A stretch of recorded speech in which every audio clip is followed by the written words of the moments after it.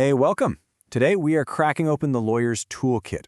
We're going to look at two really powerful frameworks that pretty much define how legal minds work, IRAC and IPAC. So let's dive right in. So what is it really? What's that secret sauce? You know, the thing that lets lawyers and judges just cut through all the noise in a super complex situation and find the real issue. Is it just about knowing a ton of laws? Not quite. The real secret, it turns out, is all about the structure. It's about having a blueprint, a plan, to turn a jumble of facts and laws into a logical, persuasive argument. And that, right there, is where these frameworks come into play. I mean, think about it like this. You wouldn't try to build a house without a blueprint, right? Of course not. You'd just end up with a total mess. Well, legal arguments are exactly the same. They need a solid foundation, a clear structure if they're going to have any chance of standing up. And that's the real magic here. These frameworks take this chaotic mix of events and statutes and old court decisions, and they help you weave them all together into a story that's not just clear, but actually persuasive. They bring order to all that chaos. All right, so let's start with the classic, the one that pretty much every single law student learns on day one, IRAC. And look, there's a reason it's the foundation. It's just so clear, it's logical, and it is incredibly effective. So IRAC breaks down into 4 really simple steps. First, you identify the issue. What's the actual legal question we're trying to answer? Then you state the rule. What's the specific law that applies here? Next up is application, and that's where you connect that rule to the messy facts of your case. And finally, you draw your conclusion. Simple enough, right? Now, notice the focus here is on the rule. In IRAC, the rule is something super concrete, something specific. It's a statute, a regulation, a line from an old court case. So, for example, a law that says a grocery store must clean up a spill within 15 minutes. It's the what you have to do. But what happens if there isn't a specific, clear-cut rule? What do you do when you're in one of those legal gray areas? Well, for that, we've got another tool in the kit. Let's meet IPAC. Now, as you can see, IPAC looks almost identical. It starts with the issue, it ends with the application and conclusion, just like IRAC did. But there's one really crucial change. That R for rule gets swapped out for a P for principle. So what on earth is a principle? Well, it's not a specific law.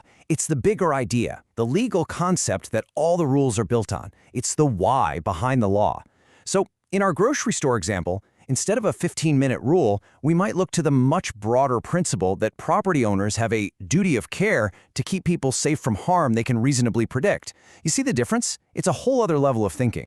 Okay, this is where it gets really interesting. This is the heart of it. We've got these two frameworks, IRAC and IPAC, and on the surface, the only difference is one letter. But trust me, that one letter changes absolutely everything about how you attack a problem. This is the key question, isn't it? When do you reach for the sharp precision of a rule, and when do you need the wider, more flexible net of a principle? The answer tells you a whole lot about the kind of problem you're actually dealing with. And this table just lays it out perfectly. Let's walk through it. IRAC is your go-to when you have a clear-cut issue with a specific law. You know, there's a speed limit, someone broke it, use IRAC. It's a deductive approach. You start with the big rule and you apply it down to your specific facts. But its weakness? It can be way too rigid if the facts don't fit the rule perfectly. Now, on the other side, IPAC just shines when you're in a complex or brand new situation where there isn't a clear rule. Think about those early internet cases about privacy before specific laws existed. It works inductively. You start with a unique facts, and you reach up to find a guiding principle, like a general right to privacy. The potential pitfall? Well, without a firm rule to hang your hat on, it can sometimes feel a little vague. So, after all that, we get to the big question. IRAC, IPAC, does it actually make a difference which one you use?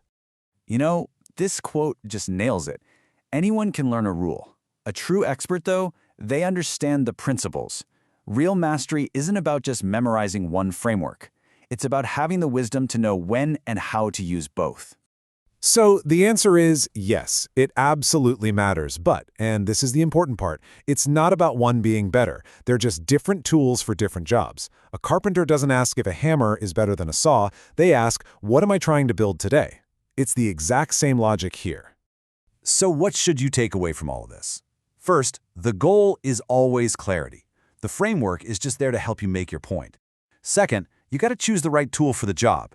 IRAC for the clear stuff, IPAC for the messy stuff. And maybe most importantly, you have to think flexibly. The absolute best legal minds can weave between principles and rules seamlessly.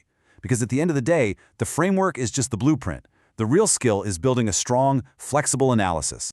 So there you have it, the two main blueprints for building a legal argument. They give you the power to structure your thoughts, to build a case, and to argue persuasively. The only question left is, now that you know the blueprints, how are you going to build your next argument?